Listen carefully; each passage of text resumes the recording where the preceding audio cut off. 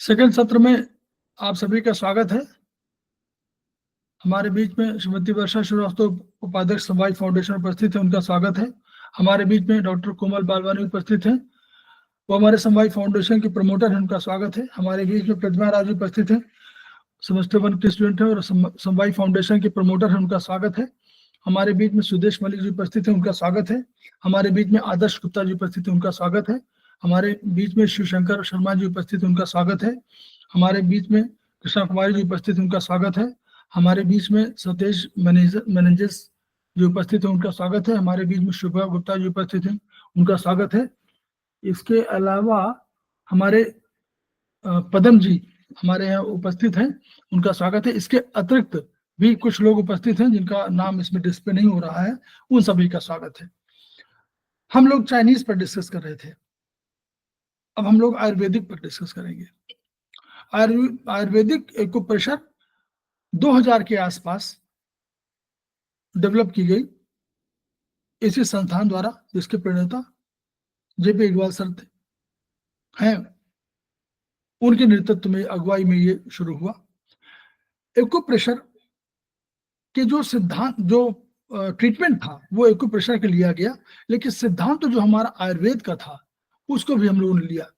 आयुर्वेद के जो सिद्धांत थे वात पित्त कफ का या उनके द्रव्यों का, उनको हम लोगों ने लिया। पंच महाभूतों का, पंच द्रव्यों का, पराभौतिक द्रव्यों का, और इस प्रकार हम लोगों ने माना कि जो हमारे चरक संहिता में कहा था उसको हम लोगों ने सूत्र माना, और उसमें ब्रह्मानंद त्रिपाठी जी की जो टीका थी चरक संहिता की, उस पर रिलाई करते हुए हम लोगों ने अपना एक ट्रीटमेंट का सिस्टम डेवलप किया। भारतीय मनुष्यों ने कहा था कि खादिन यात्मा मन कालो दिशस द्रव्य संग्रह सेंद्रियम चेतनम द्रव्यम निरिंद्रियम अचेतनम, आकाश वायु अग्नि जल पृथ्वी और काल दिशा मन आत्मा। ये उन्होंने कहा था कि ये जो हमारे द्रव्य है, और जो सेंद्रीय होगा यानी जिसमें इंद्रियां हों और वही चेतन होगा, और जिसमें इंद्रियां नहीं होंगी वो चेतन नहीं होगा, क्योंकि इंद्रियों के माध्यम से ही चेतना, जो चेतना मन और आत्मा, तो आत्मा चेतना है और आत्मा के साथ जुड़ा हुआ मन है, तो और मन कंट्रोल करता है इंद्रियों को। तो जब इंद्रियां मन को संकेत देती हैं, संवेदना देती हैं, संदेश देती हैं, तो वो आत्मा को अवगत कराता है। तो जब आत्मा अवगत होती है तभी माना जाता है कि हमको चेतना, हमको मालूम हो गया। मन यद्यपि बहुत सक्रिय सदस्य है, लेकिन वह कर्ता नहीं है। कर्ता केवल आत्मा है, क्योंकि उसमें चेतना है, मन में चेतना नहीं है। मन को अतीन्द्रिय भी कह सकते हैं। मन को अंतःकरण भी कहा गया है। करण माने इंद्रियां, अंतःकरण माने जो अंदर स्थित है वो इंद्रियां, वो मन है। तो इसलिए हम लोगों ने जो सिद्धांत रूप था, वात पित्त कफ की 3 प्रकृति बताई गई कि हमारे यहाँ ये 5 पंच महाभूतों ने एक बल क्रिएट किया है। उस बल का नाम वात है, एक का बल नाम है पित्त और एक का नाम है कफ। वात आकाश और वायु से मिलकर बना है, पित्त जल और अग्नि से मिलकर बना हुआ है, और जल और पृथ्वी से मिलकर के कफ बना हुआ है। तो ये वात पित्त कफ का ये कंसेप्ट हुआ। तो उसके आधार पर फिर हम लोगों ने आयुर्वेदिक एक्यूप्रेशर में मेरिडियंस की अपनी खोज की गई, उन मेरिडियंस की रचना की गई। तो जैसे अब हमको सहायता क्या मिली? सहायता मिली 1975 में जो डेवलपमेंट हुआ था, और 1985 के आसपास ये थ्योरी के रूप में प्रपाउंड किया प्रोफेसर पार्क जेवू ने, जो कोरिया के थे। उन्होंने कहा कि हाथों में, हम लोगों ने जो आयुर्वेद ने कहा था, चरक संहिता ने, उसने कहा था कि यावंतो ही लोके मूर्तिमंतो भाव विशेषा तावंतः पुरुषे और यावंतः पुरुषे तावंतो लोके। जो भी ब्रह्मांड में है वो पुरुष में है। अब ये पुरुष की बात क्या हुआ? हम नारी पुरुष की बात नहीं कर रहे थे, ना हमारे मनीषी कह रहे थे, वो तो मानव जाति की बात कर रहे थे। तो उन्होंने उसको भी डिफाइन किया कि खाद्य चेतना षष्ठा धातुवः पुरुषः स्मृतः, यानी आकाश वायु अग्नि जल पृथ्वी, और जिसमें चेतना धातु है, छठवीं धातु चेतना हो, उसको हम पुरुष कहेंगे। तो वहां कहा कि जो भी ब्रह्मांड में वो पुरुष में है। तो अब इस सिद्धांत के आधार पर प्रोफेसर पाकजू ने कहा कि अगर हमारी समता, हमारी समानता ब्रह्मांड से हो सकती है, तो हमारे शरीर में भी कोई ऐसा तत्व होगा जिसकी तुलना हम कर सकते हैं शरीर से। तो उन्होंने हाथों पांव में सुजोग थेरेपी दिया। सुजोग थेरेपी के आने के बाद हमको सरल ये हो गया कि हम लोग भी उंगलियों में अपनी मेरिडियंस स्थापित कर सकते हैं, जैसे उन्होंने किया था। तो हम लोगों ने आयुर्वेदिक मेरिडियंस की यहां पर किया। अब इनके लिए हम लोगों ने आधार लिया कि वात पित्त कफ हमारे 3 बल थे। तो वात माने वायु और आकाश था, इसलिए बहुत मूवमेंट वाला था, झंझावात वाला था। तो हम लोगों ने ऊपर के 3 जोड़ों में, इन्हीं 3 जोड़ों पे उन्होंने कहा था कि 3 जोड़ हैं, तुलना किया था हाथों पैरों की। तो 3 जोड़ों में हम कहा वात, तो ऊपर वाला वात जोड़, जो डिस्टल ज्वाइंट था उसको हम लोग वात ज्वाइंट कह दिया, बीच वाले को हम लोगों ने पित्त ज्वाइंट कह दिया, और इसको हम लोग कफ ज्वाइंट कह दिया। इन्हीं पे हम लोगों ने लोकेशन कर दिया, इन्हीं में हम लोगों ने अपने अपने ऑर्गन्स स्थापित कर दिए। तो हम लोगों ने इन्हीं उंगलियों में अपना आकाश वायु अग्नि जल पृथ्वी और काल दिशा मन आत्मा, और हमने एक तम क्रिएट किया। तम को क्रिएट करने का अर्थ ये था कि ऋग्वेद के 10वें मंडल में हम लोगों को यह मिला कि वहां पर सबसे पहले तम था, परमेश्वर था और तम था। प्रकृति बिल्कुल सलिल रूप में थी, और ईश्वर जो है कंपन रहित परमेश्वर के रूप में एक एग्जिस्टेंस में था। उसके समान कोई नहीं था, उसके बराबर नहीं था, उसकी तरह कोई नहीं था, वो अकेला था। उसने प्रकृति से उत्पन्न किया, सृष्टि की उत्पन्न किया। तो ये हमको वहां मिला, यानी तम अंधकार में डूबी हुई थी पूरी प्रकृति। तो यानी अंधकार एक पहला तत्व था, तो वहां एक तो मिला। दूसरा हमको मिला कि चरक संहिता में तम की चर्चा की गई, लेकिन उन्होंने मनीषियों ने कहा कि भाई तम जो है, जैसे ही तेज माने अग्नि, जैसे अग्नि जलाई जाएगी वैसे ही तम समाप्त हो जाएगा। तो यानी तम और अग्नि एक दूसरे में जुड़े हुए हैं, और जैसे ही अग्नि समाप्त होगी वैसे तम आ जाएगा।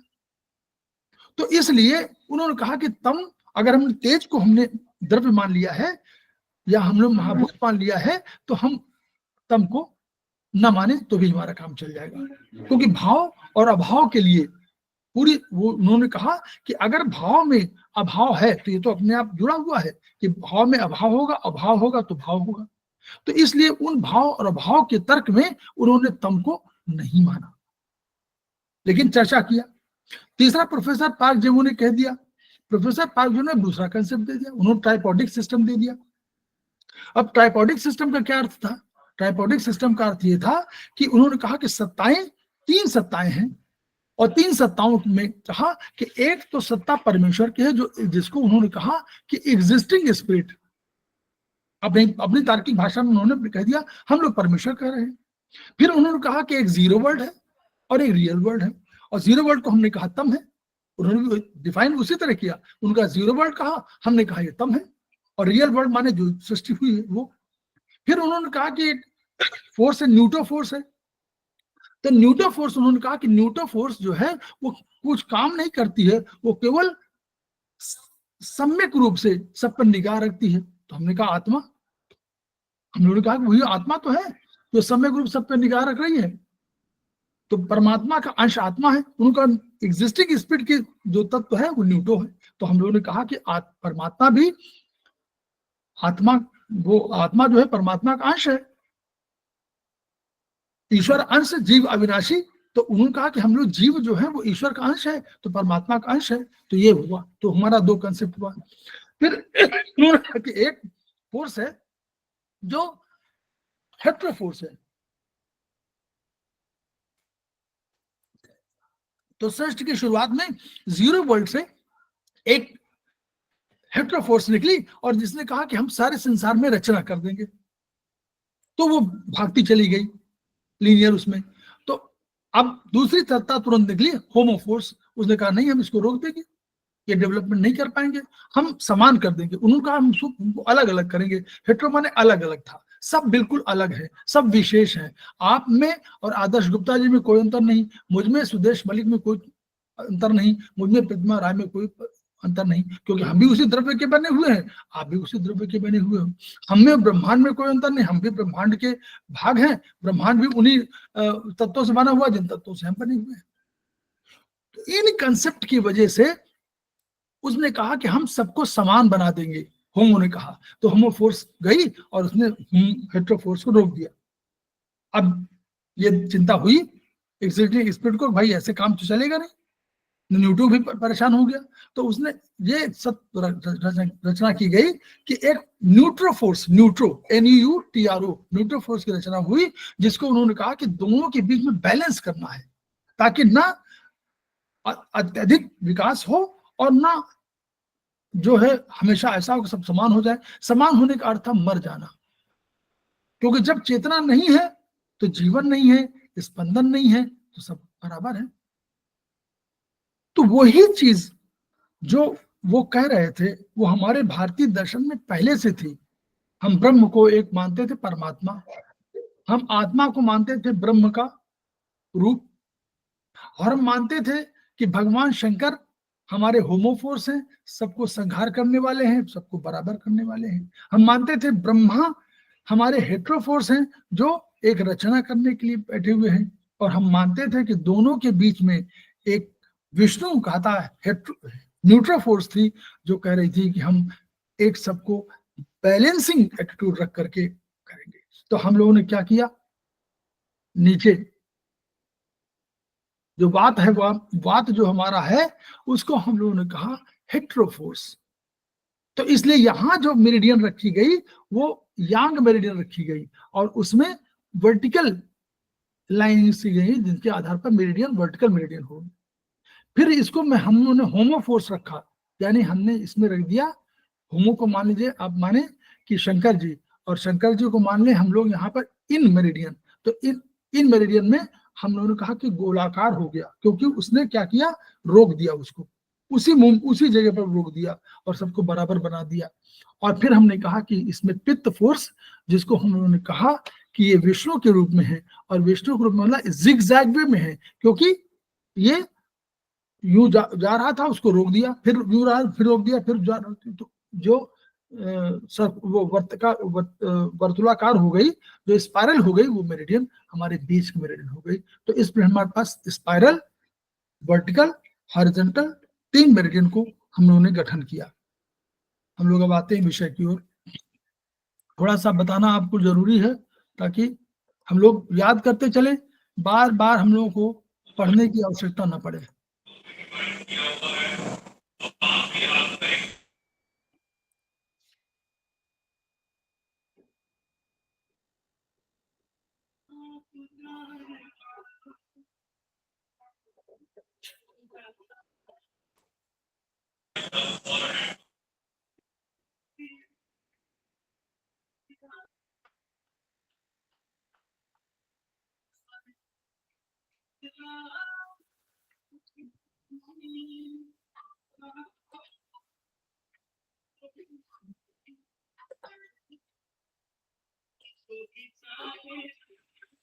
ये दिख रहा है हम लोगों को?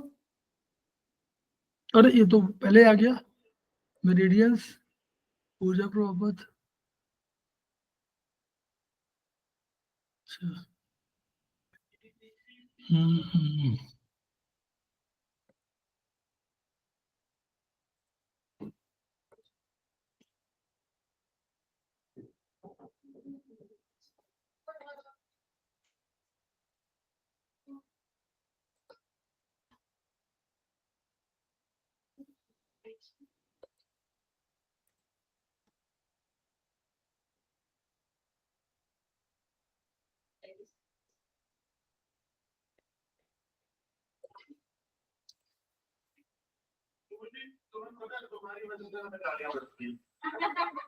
वो कहते हैं कि कनेक्टेड गाना चलाते हैं, रिकॉर्डेड गाना चलाते हैं। मैं सबसे आपसे पूछना चाहता हूँ कि रिकॉर्डेड था या लाइव गाना?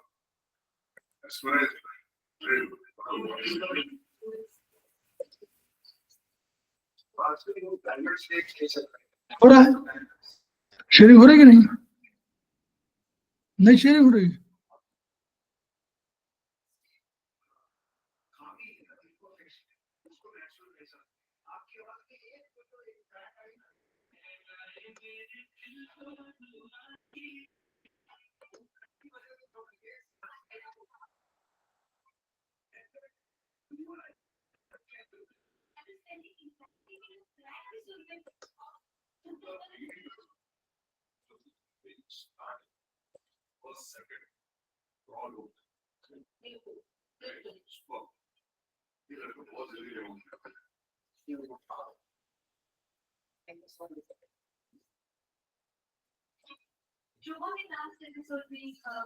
ये शेयर हो रहा है ना?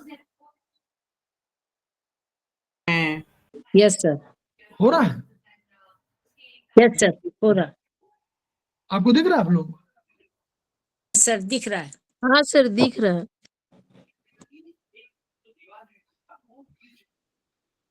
दसो उत्पत्ति निदान तालिका है ये सर। आपको 10 उत्पत्ति निदान तालिका दिख रही है? जी जी जी। अच्छा अच्छा,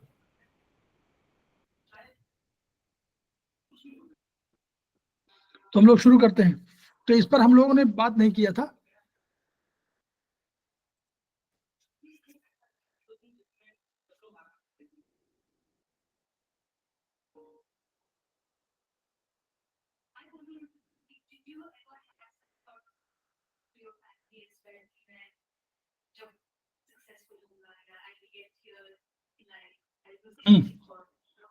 हम लोग चलते तो देखिए तम में हमने जो 0 था एलिमेंट, उस पर हम राइट थंब हम लोग माना था ना, थंब को 0, राइट थंब को 0 कर दिया था, और लेफ्ट थंब को हम लोगों ने कह दिया था 9 नंबर, ठीक है। आत्मा को लेफ्ट थंब कह दिया। अब देखिए हम लोगों ने इसी पर प्लॉटिंग ऑफ ऑर्गन्स हम लोगों ने किया। तो हम लोगों ने कैसे ऑर्गन्स का प्लॉट किया कि राइट थंब में हम लोगों ने जैसे पहले इसमें मान लिया हम लोग रिप्रोडक्शन, दूसरा इसके 2 ज्वाइंट थे, एक ऊपर का ज्वाइंट, एक नीचे का ज्वाइंट। तो नीचे के ज्वाइंट में हम ऊपर के ज्वाइंट में हमने रिप्रोडक्टिव ऑर्गन्स रख दिया, और नीचे में आपको एक्सक्रीटरी ऑर्गन्स रख दिया नीचे वाले में।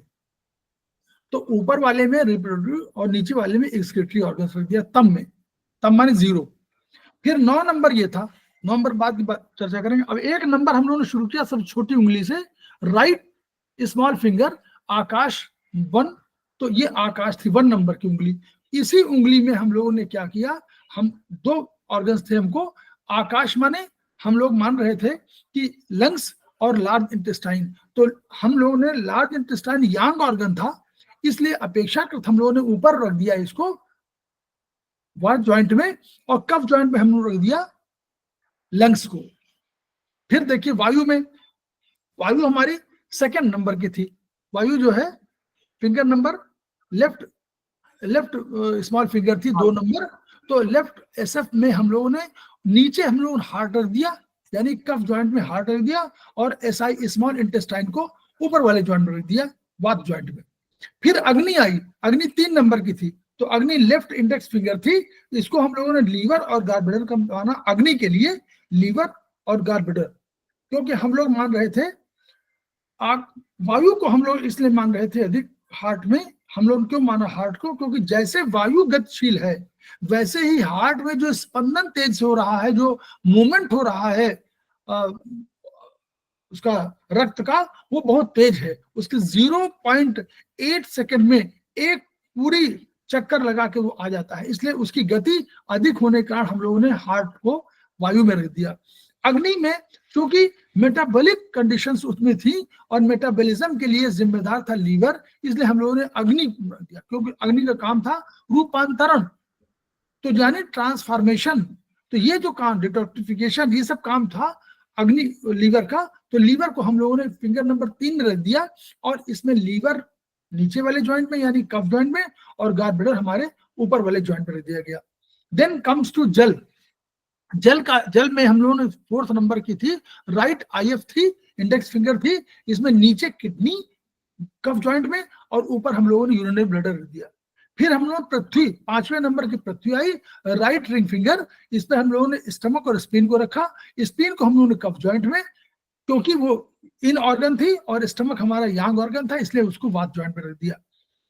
यहां तक तो हम लोगों ने पंच महाभूतों को कर दिया, यानी महाभूत कहलाते। अब हमने द्रव्य की बात हुई, तो जब द्रव्य की बात आई तो हम लोगों ने कहा था कि पराभौतिक और भौतिक के बीच में, जब जैसे ब्रह्मांड में पराभौतिक भौतिक है, वैसे हमारे शरीर में भौतिक और पराभौतिक दोनों हैं। तो काल, दिशा, मन, आत्मा, तम, ये हमारे पराभौतिक द्रव्य के रूप में है, इनको हम लोग द्रव्य कहते हैं।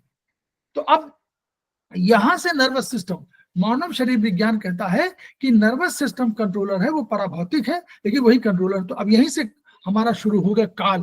काल की सूचना हमको मिलती है नर्वस सिस्टम से। नर्वस सिस्टम माने स्पाइन से शुरू होती है, तो स्पाइन से मेडुला। तो हम लोगों ने कहा काल, सूचना यहीं से मिलती है काल का, कि दिन शुरू हो गया है, बारिश आ गई है, इन सब की सूचना स्पाइन देती है हमको। तो इसलिए काल को 6 नंबर में रखा गया, लेफ्ट आरएफ में, और मेडुला को हम लोगों ने रखा नीचे वाले ज्वाइंट में, और स्पाइन को रखा ऊपर वाले ज्वाइंट में, यानी कप वात ज्वाइंट में स्पाइन, और मेडुला को कप ज्वाइंट में रख दिया। तब दिशा की बात आई, तो दिशा में हम लोगों ने 7 नंबर थी, तो दिशा में इसके ऊपर हम जब चढ़े स्पाइन, उसमें ब्रेन वाले पोन्स में, तो ऊपर पोन्स था, क्योंकि ब्रेन स्टेम के 3 भाग थे। मेडुला सबसे नीचे था, उसके ऊपर पोन्स, उसके ऊपर मिड ब्रेन, और पोन्स के पैरेलल, पोन्स के दोनों तरफ सेरेबेलम होता है, जिसको हम लोग कहते हैं छोटा ब्रेन। तो सेरेबेलम पोन्स के उस पर है, इसलिए पोन्स और सेरेबेलम को हम लोगों ने फिंगर नंबर 7 में रख दिया, लेफ्ट एमएफ में। और पोन्स हमारा हो गया ऊपर वाले ज्वाइंट में, यानी वात ज्वाइंट में, और कफ ज्वाइंट में हमारा होगा सेरेबेलम, जो संतुलन के लिए जिम्मेदार है। और दिशा का मतलब था कि भाई हम पैर से चलेंगे तो दिशा संतुलन के लिए करेगी। 8वें नंबर पर हमारा आ गया मन। मन सब विचारों का कंट्रोलर था, इसलिए उसमें हम लोगों ने लिम्बिक सिस्टम, जो विचारों के लिए जानी जाती थी, और limbic system is not a system, तो ब्रेन के ही पार्ट्स का समूह है, क्योंकि हम सिस्टम उसको कहते हैं जो ऑर्गन से समूह हो, लेकिन नहीं, ये लिम्बिक सिस्टम कहा गया क्योंकि उसमें 9 ब्रेन के पार्ट्स संयुक्त रहते हैं और वो मिलकर के कोई काम करते हैं, इसलिए वो लिम्बिक सिस्टम है। विचारों के लिए, कंट्रोल के लिए, कोई भी आइडिया फॉर्मेशन के लिए लिम्बिक सिस्टम जिम्मेदार है। तो लिम्बिक सिस्टम को हम लोगों ने फिंगर नंबर 8 में, मन की उंगली में, नीचे वाले ज्वाइंट में यानी कफ ज्वाइंट रख दिया, और मिड ब्रेन को ऊपर रख दिया। अब बचा आत्मा। आत्मा में जब हम लोगों ने देखा तो 9 नंबर थी, तो लेफ्ट थंब में हम लोगों ने कहा इसमें 2 चीजें थी, एक ऊपर वाले ज्वाइंट और नीचे वाले ज्वाइंट। ऊपर वाला ज्वाइंट वात वाला दिखे, तो जो ऊपर वाला ब्रेन का जो पार्ट था वो कॉर्टिकल ब्रेन था। कॉर्टिकल ब्रेन को हम लोगों ने दिया लेफ्ट थंब में, ऊपर वाले ज्वाइंट में, और नीचे लिख दिया न्यूक्लियस ऑफ ब्रेन, जहां पर हमारी न्यूक्लियाई रहती है, यानी जो ब्रेन के और अधिक स्ट्रक्चर ऐसे हैं जो बहुत से फंक्शंस के लिए जिम्मेदार हैं, वो न्यूक्लियाई ऑफ ब्रेन है, उन पर हम लोगों ने नीचे रहते हैं, वो ब्रेन ऊपर वाले से नीचे रहते हैं, और वहां पर न्यूक्लियस होते हैं, यानी ब्रेन के जो बॉडी है, वो ब्रेन का जो वहां पर हमारे सेल हैं, उन वो सेल वहीं पर रहते हैं, इसलिए हम लोग न्यूक्लियस ऑफ ब्रेन को हम लोगों ने नीचे वाले ज्वाइंट में, कफ ज्वाइंट में रख दिया। इस तरह हम लोगों ने इसको किया। अब दूसरा पॉइंट शुरू हुआ। अब जब और ये ऑर्गन्स हो गए, एंडोक्राइन ऑर्गन्स की बात हुई, इसको आप लोग समझ लीजिए, अच्छा लगेगा। एंडोक्राइन सिस्टम में हम लोगों ने कहा कि एंडोक्राइन सिस्टम हम लोग जानते हैं कि ये छोटे मात्रा में होते हैं, लेकिन ये बॉडी को बहुत प्रभावित करते हैं। तो उसमें हम लोगों ने कहा 2 तम और मन, तम और आत्मा, 2 बड़ी एनर्जी है। तो हाइपोथैलेमस हमारे सबसे बड़ा कंट्रोलर है। Hypothalamus is the chief orchestra, chief of orchestra. और ये कौन सा ऑर्केस्ट्रा है? ऑर्केस्ट्रा एंडोक्राइन सिस्टम का ऑर्केस्ट्रा है। तो हाइपोथैलेमस को हम लोगों ने 9 नंबर दिया, सबसे बड़ी एनर्जी 9 नंबर की एनर्जी थी। थैलेमस को हम लोगों ने दिया, उससे नीचे थैलेमस, उसे थैलेमस ऊपर होता है और हाइपोथैलेमस नीचे, तो थैलेमस को हम लोगों ने तम में रख दिया 0 पे, क्योंकि ये भी एंडोक्राइन सिस्टम का पार्ट है। अब बच्चे हमारे पास, हमको और आकाश से लेकर 8 में करना था। तो गोनेट्स, गोनेट्स आकाश से इसलिए माने गए, आकाश से तुलना आप करके देखिए, गोनेट्स जैसे आकाश का विस्तार है, वैसे गोनेट्स क्या करते हैं? सृष्टि का सृष्टि के उसमें अपना योगदान देते हैं, इसलिए इसका विस्तार अनंत है। तो उस अनंत के लिए इसको गोनेट्स का जो था एंडोक्राइन सिस्टम को आकाश के साथ रख दिया गया विस्तार के रूप में। वायु के साथ एड्रिनल ग्लैंड को क्यों रखा गया? क्योंकि एड्रिनल ग्लैंड किडनी के ऊपर स्थित होती है, और किडनी के ऊपर स्थित होती है, इसमें एक दो सीक्रेशंस, हार्मोनल सीक्रेशंस ऐसे होते हैं जो आपको फाइट और फ्लाइट की सूचना देते हैं, लड़ेंगे या भागेंगे। किन्हीं परिस्थितियों में आपको लड़ाई करनी है कि आपको भाग जाना है, ये निर्णायक जो है एड्रिनल ग्लैंड के सीक्रेशंस देते हैं। इस वायु काम क्या है? वायु काम भी वही है, वायु काम झंझावात है, कभी बहुत तेज, कभी शीतल मंद समीर, और कभी, तो इसलिए एड्रिनल ग्लैंड को उसके साथ वायु के साथ जोड़ा गया। अग्नि, पैंक्रियाज, पैंक्रियाज का अर्थ ही अगर हिंदी में आप देखें उसका नाम ही अग्न्याशय है। तो यानी जो पैंक्रियाज का मेटाबॉलिक सिस्टम में बहुत कंट्रोल है। पैंक्रियाज के लिए क्या है, जब आपको कार्बोहाइड्रेट और फैट और प्रोटीन, तीन का हमारे पास हम लोग खाते हैं, तो उसको हम लोग बनाते हैं कार्बोहाइड्रेट से, हम लोग बनाते हैं ग्लूकोज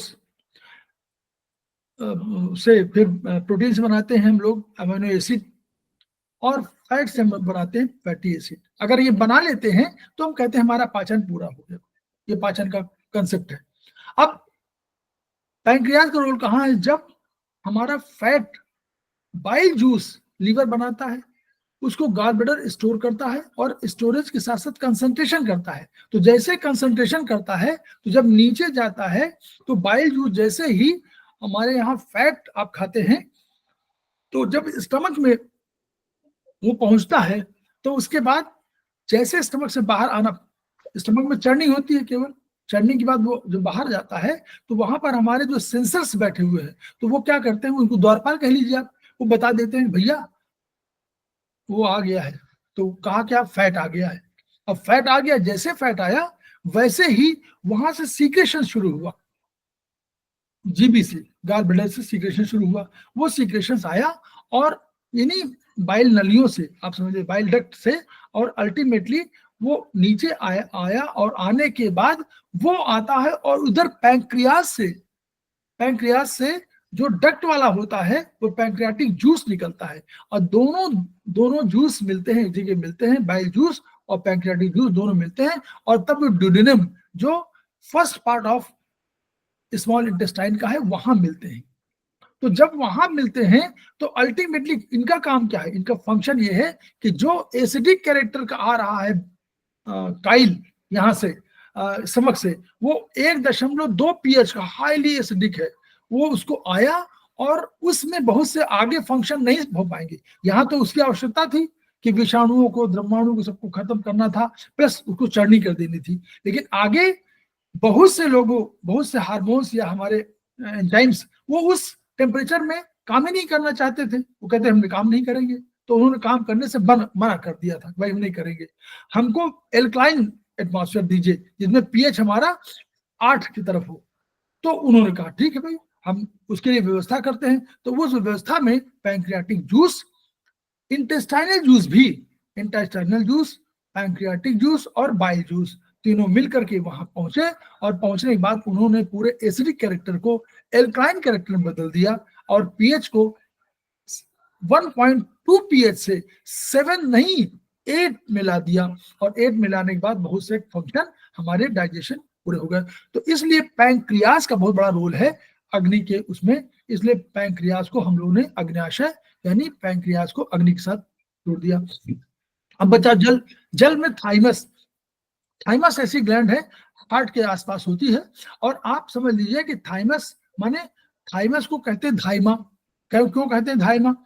क्योंकि 14 वर्ष की उम्र तक थाइमस अपने बच्चों को, जैसे धाइमा बच्चों को प्रोटेक्शन देती है रानी की अनुपस्थिति में भी, पहले होता था कि रानी धाइमा, एक पन्ना दाई का नाम सुना हुआ धाइमा, जिसने अपने बच्चे को मरवा दिया था, अमर सिंह जो पृथ्वीराज, वो जो उनके पिता थे, हमारे महाराणा प्रताप के पिता थे, उनको जीवित रखने के लिए उसने अपने बच्चे को बलि दे दिया।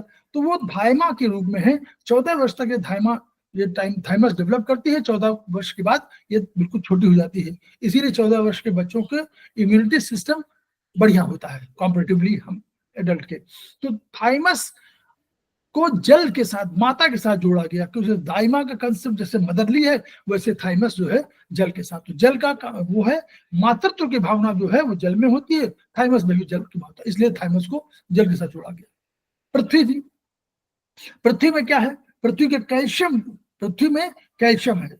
हमारे कैल्शियम की वजह से हमारा जो है सबसे अधिक कैल्शियम हमारा पृथ्वी में होता है। कहाँ? पृथ्वी धातु के साथ जुड़ा हुआ हमारा स्केलेटन, स्केलेटल सिस्टम यानी बोन्स। तो बोन्स अगर ना हो तो हम लोग खड़े ना हो पाए, बोन्स ना हो तो हमारा वजन ना हो। तो पृथ्वी में गुरुता है, स्थायित्व है, दृढ़ता है। वैसे हमारे पे ये पूरा हमारा सिस्टम जो है स्केलेटल सिस्टम, यही हमको स्ट्रक्चर देता है, यही हमको चलने की देता है। तो वैसे ही पृथ्वी की तरह वो था। और उस बोन में कैल्शियम के लिए वो है, पैराथायराइड ग्रंथ जो है वो कैल्शियम के सिक्रेशन के लिए, कैल्शियम के रखरखाव के लिए जिम्मेदार है। इसलिए पैराथायराइड को पृथ्वी से जोड़ा गया। काल, काल विकास करता है। काल, जब तक काल का सम्मान नहीं करेंगे तब तक आपका विकास नहीं हो सकता, तब तक आप व्यक्तित्व का परिमार्जन और परिष्करण नहीं हो सकता। इसलिए काल की महत्ता वायु और मन इनसे ऊपर है। काल की महत्ता वायु और मन से ऊपर है। काल कभी नहीं मरता है, आत्मा के साथ मरता है, आत्मा के साथ जाता है, इसलिए मरता नहीं है।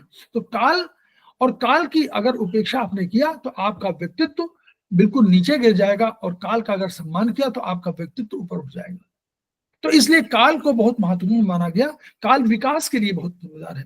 और आप देखिए, थायराइड ग्रंथि ऐसी ग्रंथि है जो सब विकास के लिए, हर तरह के विकास के लिए जिम्मेदार है। इसलिए थायराइड ग्रंथ को काल के साथ जोड़ दिया गया। फिर आया दिशा।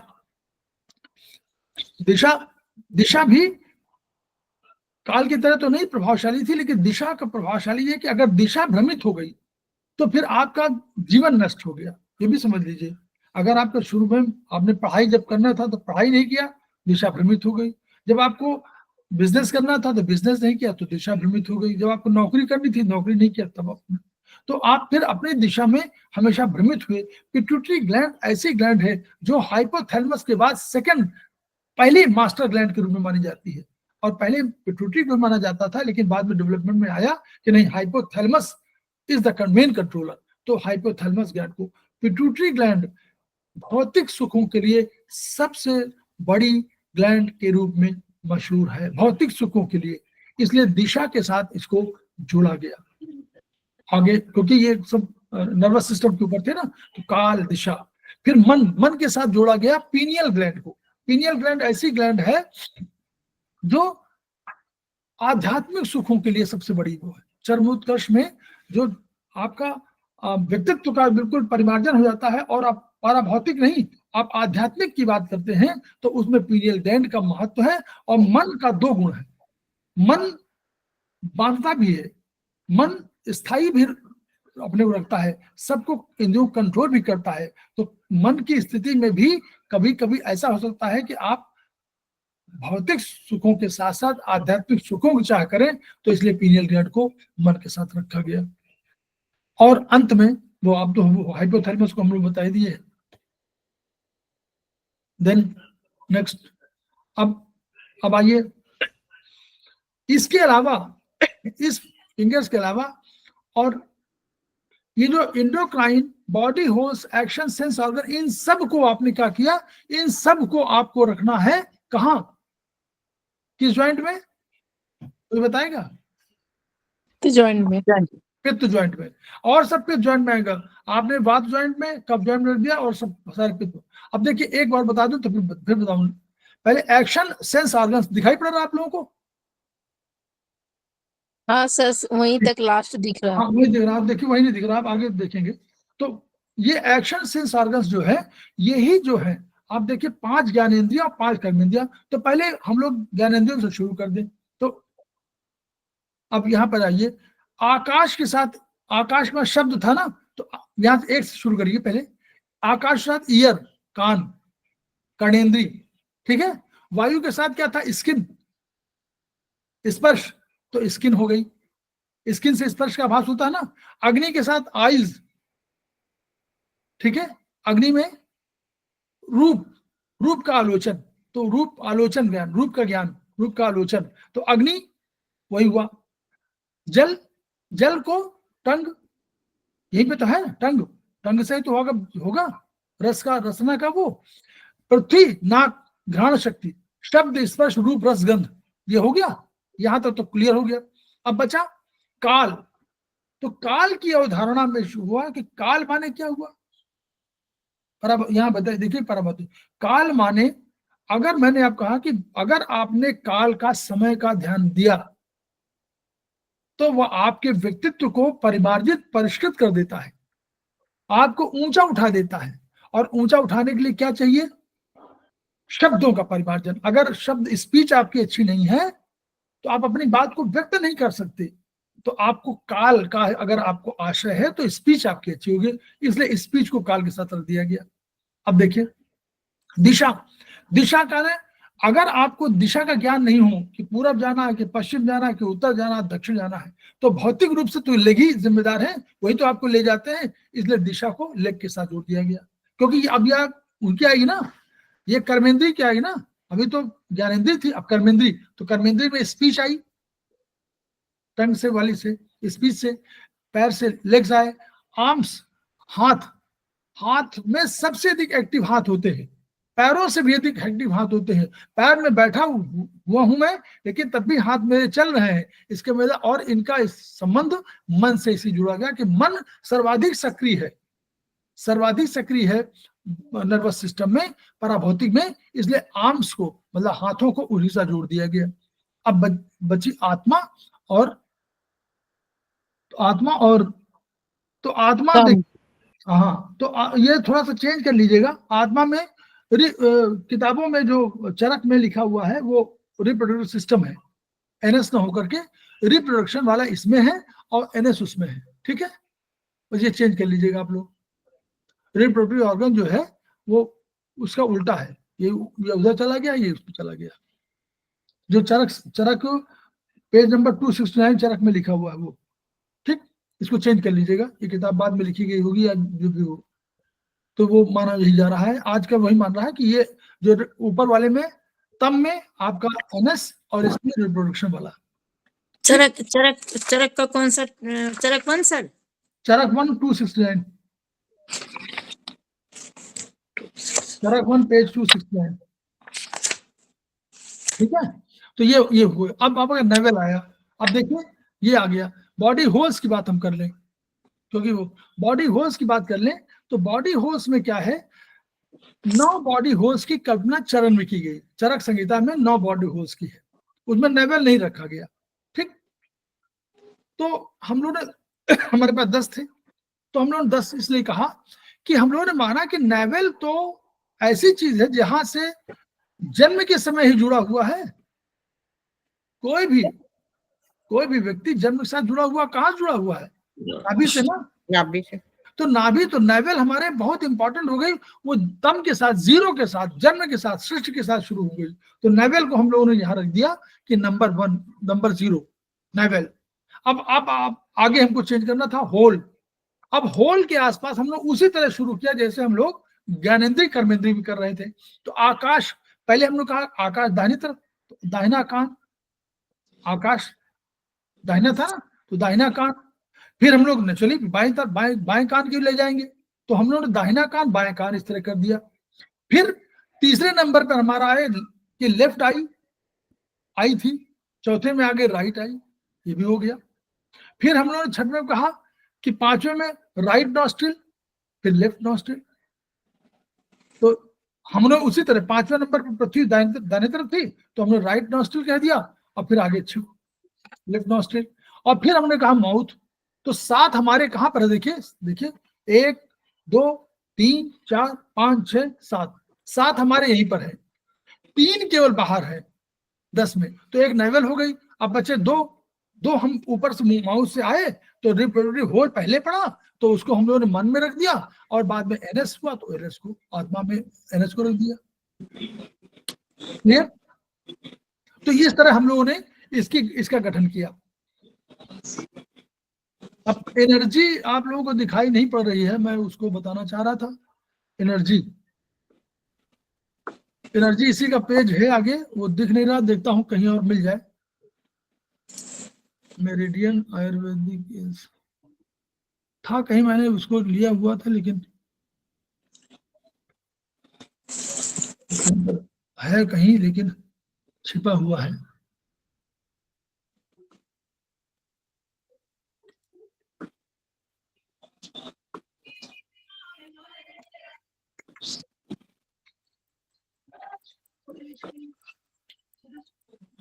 इसमें नहीं है। देखता हूँ क्या, देखूंगा दोबारा करके देखूं।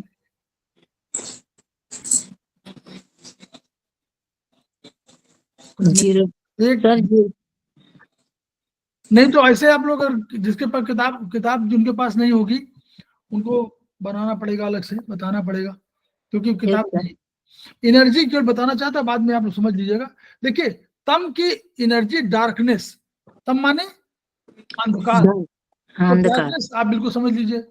दूसरा, सर, आत्मा की आत्मा। लाइट, प्रकाशमान, आत्मा प्रकाशमान है ना, तो आत्मा की लाइट हो गई। तो ये तो समझना बहुत सरल है।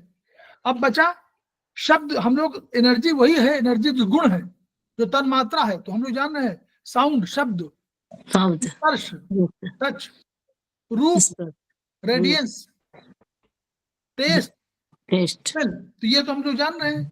अब बचा काल से शुरू करना है, काल से ही आपको देखना है। तो काल का अहंकार है, काल का अहंकार, काल का अहंकार है, ठीक है, काल से जुड़ा हुआ अहंकार है। और दिशा का एम, उद्देश्य क्या है, चलना है, कहाँ चलना है, किधर जाना है, मेरा लक्ष्य क्या है, एम और मोटो ये रखा गया हमारा दिशा के साथ। और मन के साथ संकल्प, जैसे आप लोग लेते नहीं है, कोई पूजा होती तो क्या कहते हैं, संकल्प लीजिए, तो वो संकल्प जो है वो रख दिया गया मन के साथ। इस तरह ये पूरा हो गया। अब जब टिश्यूज की बात आई, एक टिश्यूज रह गए, वो भी टिश्यूज में जो देखिए आकाश से शुरू हुआ, ये टिश्यूज में आकाश से, देखिए ऐसे हम हाथ बता रहे हैं, हमारे 7 धातुएं हैं। आप लोग कुछ एक आध लोग खोल लेंगे वीडियो तो और अच्छा लगेगा, आप लोग समझ जाएंगे कि कैसे समझ में आएंगे। देखिए, हमारे रस, रक्त, मांस, मेद, अस्थि, मज्जा, शुक्र, ये हमारे धातुएं जो आयुर्वेद में, रस, रक्त, मांस, मेद, अस्थि, मज्जा, शुक्र। और हम लोगों ने एक 8वां ओजस कर दिया है, ओजस।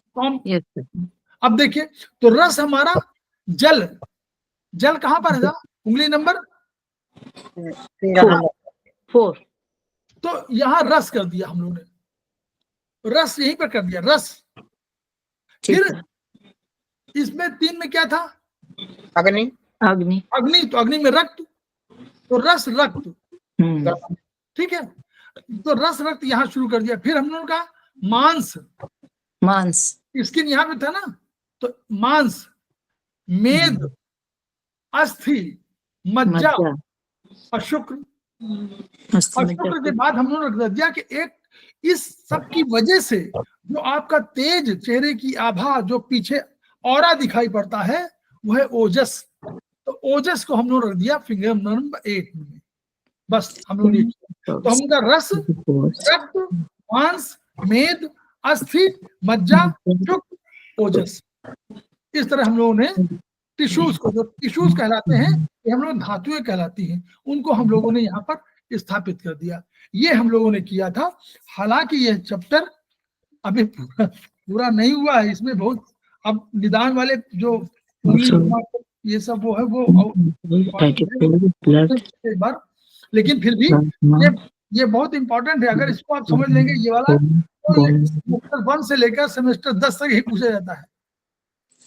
और हर उसमें ये आपका प्रश्न आएगा, हर सेमेस्टर में आएगा, 1 में 2 में 3 सब में, 1 से लेकर 10 तक में इसमें। और हमेशा आदमी थोड़ा सा कंफ्यूजन रहता है, तो इस कंफ्यूजन के लिए हम लोगों ने एक बार दोबारा इसको पढ़ा। जो पुराने स्टूडेंट थे वो जानते हैं कि वो हम लोगों ने पहले भी नए लोगों के लिए ये तो पहली बार देख रहे हैं उनके लिए थोड़ा सा असुविधाजनक होगा शुरू में, लेकिन धीरे धीरे आपको याद हो जाएगा कि ऐसे हम लोगों को प्लॉटिंग करनी है और ऐसे हमको याद रखना है। याद करने का तरीका भी यही है, अदरवाइज आप जुड़ेंगे नहीं उससे, क्योंकि ये मन का विषय है। आयुर्वेद जो है मन का विषय है, मन से समझना है और याद नहीं रखना, मन से इसको समझ करके और आगे प्लॉटिंग करनी है। इसमें कोई प्रश्न किसी का हो तो बताएं। सर इसमें मेरा प्रश्न ये है कि मेरे पास जैसे बुक नहीं है सर, तो कैसे करें? बुक देखिए, मैं ऐसा वर्चुअली क्या है कि बुक जो है हम लोग का ये कोर्स जो है हम लोगों ने जनरल रखा था, और तो ये हम लोग को प्रोवाइड करना नहीं है। हम लोग को बता रहे थे कि ये चीजें हैं, और किताबें जो प्रिलिमिनरी स्टडी के रूप में है, और उसमें सेमेस्टर 1 भी शुरू कर दिया गया है कि भाई सेमेस्टर 1 जो आप पढ़ रहे हैं वो मोर और लेस यही है। अगर आप वीडियो को पढ़ लेंगे तो काफी कुछ आपको क्लियर हो जाएगा, वीडियो को सुन लेंगे और उसका नोट्स बना लेंगे तो आपको मोर और लेस सेमेस्टर ही पूरा क्लियर हो जाएगा धीरे धीरे करके। जैसे सर अभी आप पढ़ा रहे थे तो इसमें दिखाई दे रहा था तो जो टिश्यू वाला चैप्टर है सर, कंफ्यूज हो रहे हैं क्योंकि ये टिश्यू वगैरह में तो कभी पढ़ा नहीं है। नोट्स बन जाते अगर वो ये ऐसे दिख जाता तो हम स्क्रीनशॉट लेके फिर नोट्स तैयार कर लेते। नहीं, नोट्स तो आप वीडियो के आधार पर भी कर सकते हैं। वीडियो के आधार पर आप जो आप अधिकांशतः दिखा दिया गया है, लेकिन एक आध चीजें है कि इसमें हमारे यहाँ हमारी संस्था ऐसी संस्था है, हमारे पास ऐसा रिसोर्सेज नहीं है। हमारे पास जो चीजें हैं बस हम लोग क्रूड के रूप में रहे, तो हम लोग आप खुद ही फोटो करके खुद ही उसको रिप्रेजेंट कर रहे हैं। मैंने फोटो किया होगा, हम फोटो कॉपी लेना और ठीक से बनाना पीडीएफ आता नहीं, तो बनवाते हैं आपस में, बनवा के उसमें नहीं पेज दिखता होगा। मैंने नहीं करना, वीडियो मिल जाएगी फिर तो नोट्स तैयार। तो वो उसमें क्योंकि करिकुलम उस तरह नहीं है हम लोग का। ये है हम लोग जब उसमें सेमेस्टर 1 जो पढ़ाते हैं एक्चुअली हम लोगों ने पहली बार शुरू किया इसको, अदरवाइज हम लोग सेमेस्टर 1 पढ़ाते हैं पूरा। तो सेमेस्टर 1 पढ़ाते हैं अपने स्टूडेंट पढ़ाते हैं, स्टूडेंट माने कहीं ना कहीं वो एसएस के स्टूडेंट होंगे, कहीं होंगे पढ़ रहे होंगे, तो उनको सब किताबें मालूम होती है, सब किताबें उनके पास रहती हैं, हम लोग इसी को बता करके उनको बताते रहते हैं। ये वाला है बेसिक किया जाएगा, लेकिन ये हुआ कि जब बेसिक कर रहे हैं तो हम लोग पूरा बेसिक में क्या 2 दिन पढ़ाएंगे, क्या हो जाएगा उससे। इससे बढ़िया ये है कि हम पढ़ा दें तो हमारे जो स्टूडेंट और होंगे सेमेस्टर 1 के सेमेस्टर 2 के, वो भी आकर वो भी सुन लेंगे, वो उनके लिए भी कहीं लाभदायक होगा। वीडियो सुन लेंगे तो और लाभदायक होगा, तो अगर नहीं अटेंड कर पाएंगे तो इसलिए इस कंसेप्ट की शुरुआत हुई कि हम लोग बेसिक कम सेमेस्टर 1 हम लोग शुरू करें कि चलिए हम लोग 30 दिन में पढ़ा देंगे। अगली बार 1 जनवरी से फिर हम लोग सेमेस्टर शुरू करने जा रहे हैं। 1 जनवरी से हमारा सेमेस्टर 1 फिर शुरू होगा। वो हमारा करिकुलम वाला यही चैप्टर होंगे और यही चीजें होंगी, लेकिन वो उन लोगों के लिए होगा जो स्पेशली फर्स्ट सेमेस्टर कर रहे हैं, 2 कर रहे हैं, 3 कर रहे हैं, 4 कर रहे हैं, जो किसी संस्था से कर रहे हैं, कहीं से कर रहे हो, तो हमारा ये नहीं है। तो हम लोग ये इसलिए हम लोग इस उद्देश्य में सफल होंगे ये तो बाद में बताएगा, समय बताएगा, लेकिन कोशिश है कि हम लोग समझाते हैं। और जो अपने स्टूडेंट हैं या जो पहले पढ़ चुके हैं उनको 2 बार सुनेंगे, 3 बार सुनेंगे, हम भी 10 बार सुने हैं तो हमको समझ में आ रहा है। ऐसा मत सोचिए कि हमको बहुत आता है, हम भी तो पढ़े होंगे तभी थोड़ा समझ में आया होगा। ज्ञान बांटने से बढ़ता है। हमको ये मत कभी कोई मत समझिएगा कि मुझे बहुत आता है, मैं बिल्कुल सबसे कम जानने वाला मैं हूँ।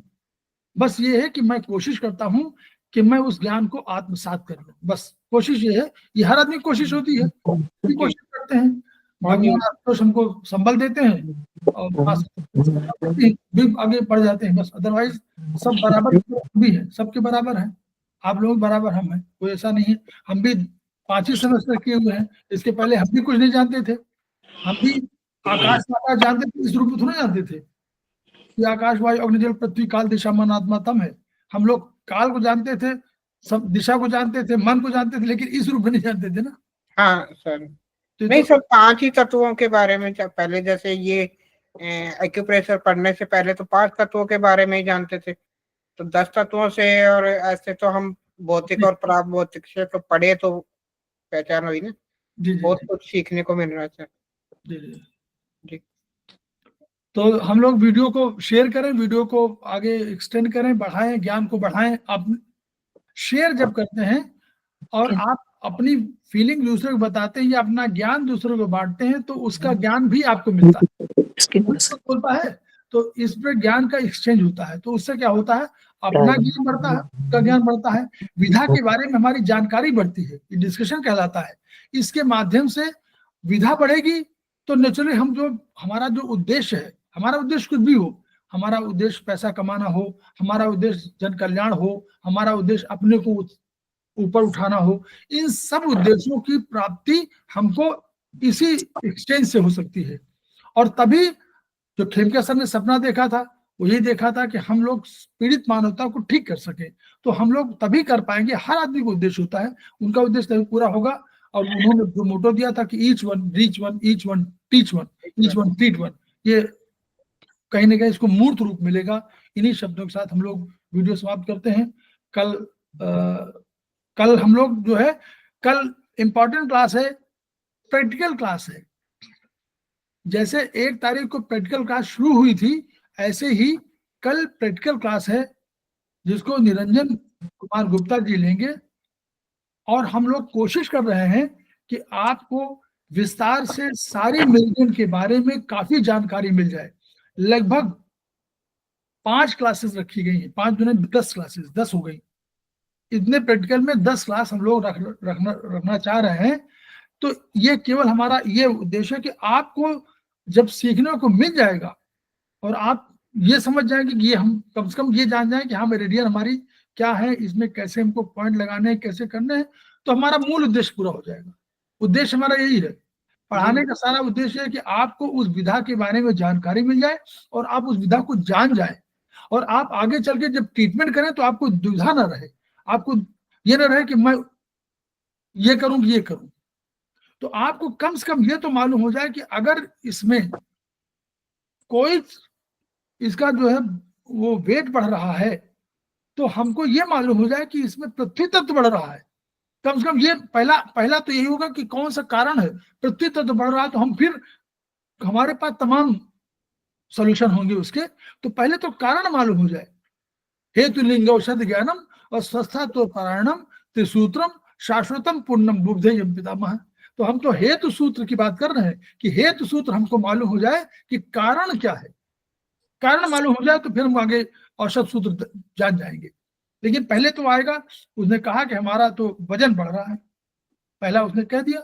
अब वजन बढ़ रहा है तो हमने कहा कि और चीज देखा, फिर हमें लगा कि वजन बढ़ रहा है तो एक पृथ्वी तत्व तो बढ़ ही रहा है, उसका पृथ्वी माने ठोसपन, वही तो बढ़ा रहा है वजन, या जल, दो ही चीजें हैं, या तो जल पानी के बहुत वो है, पानी तो जल बढ़ा या तो पृथ्वी बढ़ी। तो इनसे हम मदद मिलेगी कि हम ट्रीटमेंट क्या करें, वो चाइनीज में करे, आयुर्वेद में करे, कहीं करे।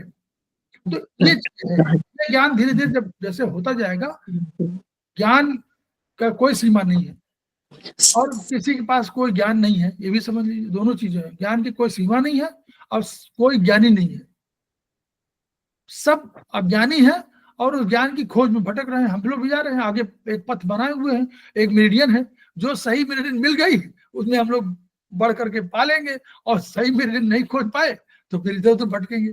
तो हम लोग सही मेरिडियन की खोज में भटक रहे हैं, वहां जाना चाहते हैं कि हमको मालूम हो जाए कि लंग्स मेरिडियन में गड़बड़ी है तो लंग्स मेरिडियन को चूज करें। तो बस इन्हीं शब्दों के साथ हम लोग फिर कल मिलते हैं। तो कल हम लोग मिलेंगे, लेकिन प्रैक्टिकल क्लासेस के लिए मिलेंगे। सब लोग तैयार रहिएगा और जो पहले वाला क्लास है प्रैक्टिकल वाला क्लास चाइनीज और आयुर्वेदिक दोनों था, उसमें आप लोग अगर एक बार रिवाइज कर लेंगे तो ये आपको मेरिडियन ये जो क्लास है वो और अधिक आपको हेल्प करेगी। इन्हीं शब्दों के साथ हम लोग शुभकामनाएं आप लोग सभी लोगों को, सभी लोग स्वस्थ रहे, आनंद रहे और खूब पढ़िए नमस्कार। और खूब नमस्कार। ज्ञान अर्जित करिए। ज्ञान नमस्कार। ज्ञान किसी की बपौती नहीं है। सर ये जो आपने ये अभी शुरू किया है ना, तो ये जो आप वीडियोस डालते हैं तो इसका कोई आपने नाम रखा हुआ है? नहीं तो बहुत सारे ढूंढनी पड़ेंगी हमें, अगर आपने ये सेशन से जब से शुरू किया है। Basic oblique SIM 1 okay, playlist में आपको मिलेगा बेसिक ऑब्लिक सिम 1। जी ठीक है, क्योंकि वो जो फर्स्ट वाला वो मिस हो गया था, तो उसको फिर दोबारा से पहले देखना बहुत आप जरूरी देखिए ना, वो तो बेसिक हम सब है उसमें बेसिक ऑब्लिक सिम 1, उसमें प्रैक्टिकल भी लिखा हुआ है, उसमें उसका भी लिखा, चाइनीज लिखा हुआ है, आयुर्वेदिक लिखा हुआ है। है। जी सर, प्लेलिस्ट बनी हुई है, प्लेलिस्ट बनी हुई है। आप एकुसूत्र बाई अरविंद में जाइए, प्लेलिस्ट में है, आपको आसानी से मिलेगी, कोई नहीं। जी सर, राइट।